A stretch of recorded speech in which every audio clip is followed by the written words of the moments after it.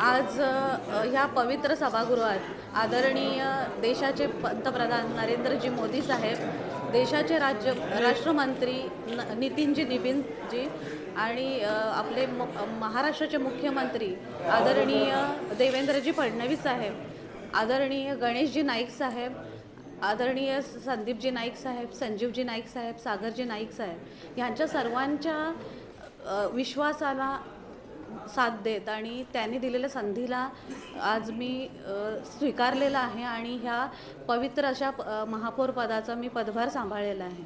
मी माझ्या भाषणात मगाशी परिपूर्ण असं नवी मुंबईच्या विकासाच्या दृष्टीने माझ्या ज्या कल्पना आहेत, संकल्पना आहेत त्यांच्याविषयी सांगितलं. आदरणीय गणेशजी नाईक साहेब आणि नवी मुंबई हे समीकरण अबाधित आहेत.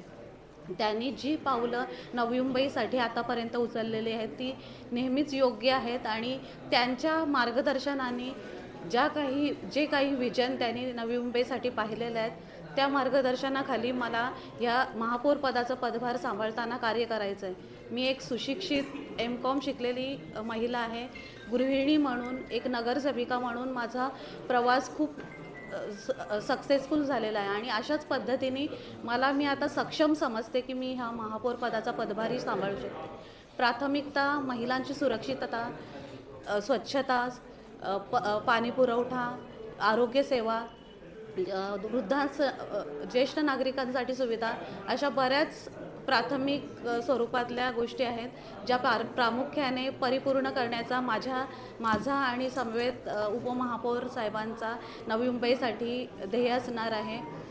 प्रशासन सामान्य नागरिकांच्या सूचना ऐकून पारदर्शक, संवेदनशील आणि गतिमान होईल ह्यासाठी आम्ही प्रयत्न करणार आहोत. प्रशासक कार्यकाळानंतर आज महापौर पदावर आपण विराजमान झालाय, काय आव्हान वाटतंय का तुम्हाला? आव्हान तर प्रत्येक क्षेत्रात असतंच, कारण हा 5 वर्षाचा बॅकलॉग जो आहे पण आमचे नेते गणेशजी नाईक साहेब हे प्रत्येक आठवड्याला, प्रत्येक भेटीमध्ये महानगरपालिकेमध्ये आयुक्तांसमोर बसून नवी मुंबईच्या विकासासाठी त्यांनी उपाययोजना केलेल्या आहेत.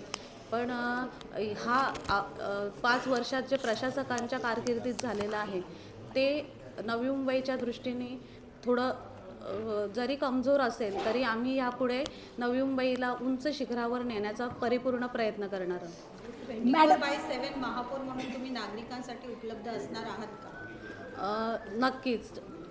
हे पद नवी मुंबईच्या जनतेसाठी आहे आणि त्या जनतेसाठी 24/7 मी उपलब्ध असणार आहे. त्यांच्या समस्या, त्यांच्या सूचना आणि त्यांच्या मार्गदर्शन हेच आमचं पुढचं ध्येय ठरवणार आहे. मॅडम, AQI हा एक मोठा विषय आहे ना. NMMC कमिशनरची सॅलरी पण कट करावी असं हायकोर्टने निर्देश दिलेले आहेत.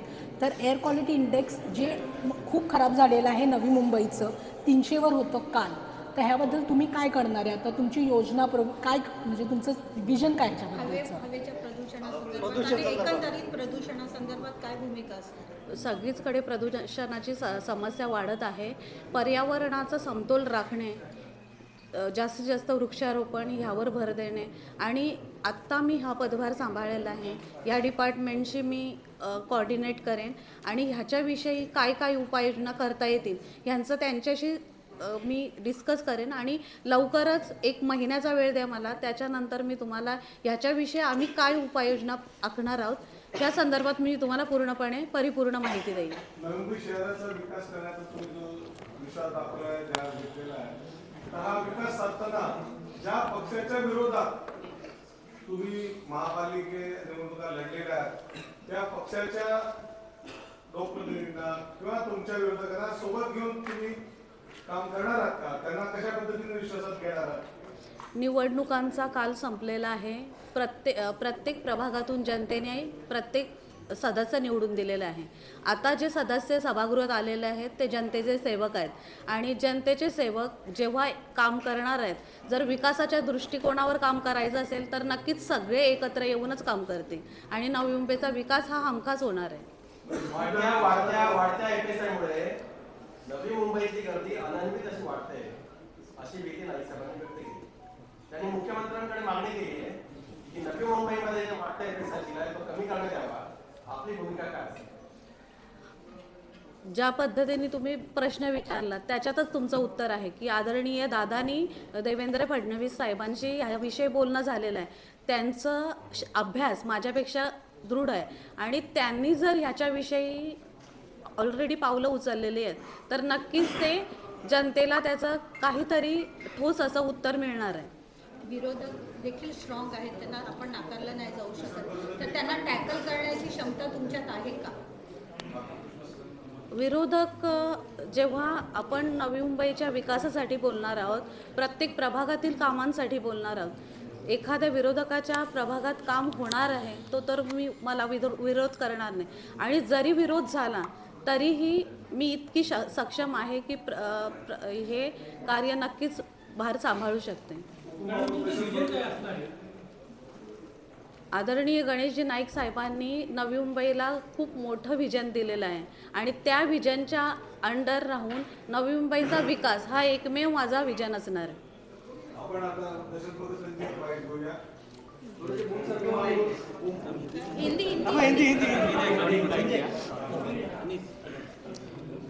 नवी मुंबई के महापौर पद पर विराजमान हो चुके हैं. ऐसे में किस तरह का विजन आपका रहेगा, क्या प्राथमिकताएं होंगी और क्या लगता है कहीं चैलेंजेस भी आपके सामने हैं? नवी मुंबई शहर मेरे लिए नया नहीं है. मैं जन्म से नवी मुंबई की हूँ और मेरी क्वालिफ़िकेशन एमकॉम है. मैं एक अच्छी गृहिणी साबित हुई हूँ. 10 साल का मेरा राजकारण समाजकारण में अभ्यास है.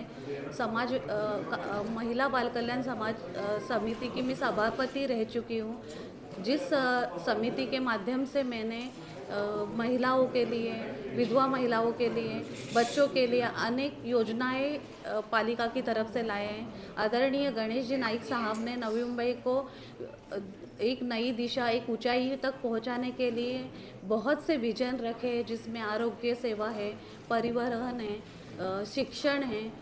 इन सभी विजन के अंडर जो भी एक महापौर की तरह या फिर एक प्रथम नागरिक के तौर पर जो भी काम मुझे करना पड़े, ये 24/7 में लोगों में उपस्थित रह के ये करना चाहूँगी. मैडम, आप एमकॉम आप कर चुकी हैं, एक सुशिक्षित महापौर के तौर पे जानी जाती है. प्राथमिकता शहर के लिए आपकी क्या रहेगी? शहर लोगों से बसता है और जनता की, अगर वो शहर में लोगों की समस्या है तो प्रशासन की जिम्मेदारी है कि प्रशासन उनसे कोऑर्डिनेट करते वक्त उनकी समस्याओं को सक्षम तरीके से, पारदर्शक तरीके से हैंडल कर सके. और मैं महापौर यानी प्रशासन और लोगों के बीच का एक माध्यम हूँ और लोगों में उनमें कनेक्टिविटी लाना, प्रशासन के माध्यम से उनके काम करना, यही मेरा कर्तव्य है. 2.5 साल का कार्यकाल क्या गोल्डन इरा माना जाएगा? 2.5 साल का जो कार्यकाल है गोल्डन इरा माना जाएगा आपके लिए? ऐसा काम करेंगे आप? हाँ, ये 2.5 साल का कार्यकाल मैं चाहूँगी, मतलब मेरी सोच है कि मुझे इतने अच्छे काम करने हैं कि हमेशा ये नवी मुंबई की जनता मुझे एक अच्छा महापौर, एक अच्छे नागरिक की तरह पहचान सके. किस तरह से जो युवा हैं उनके लिए आप क्या काम? अभी जो युवा है वो ज़्यादातर समस्या है बेरोज़गारी या फिर बेरोज़गारी के वजह से नशे का आदी हो रहे हैं. तो मैं ज़्यादा से ज़्यादा रोज़गार उपलब्ध युवाओं को करने की कोशिश करूँगी और उनके अच्छे भविष्य के लिए हमेशा प्रयत्नशील रहूँगी.